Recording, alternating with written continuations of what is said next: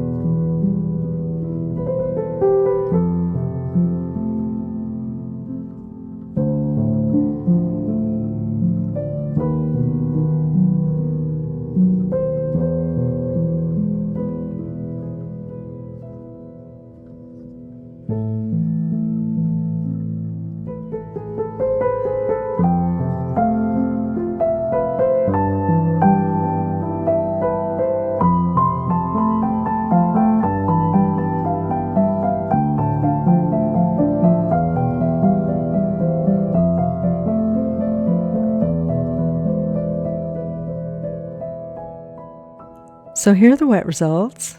I'm so very happy with this. It's beautiful. And the TLPs just shimmer and shine. Love the movement in this piece. Let me know what you think in the comments below. Or just say hi so I'll know you stopped by. Please join me for the dried results on Saturday at 6 p.m. Eastern.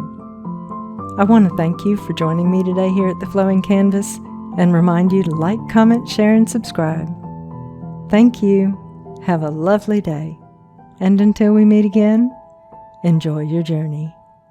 Bye, y'all.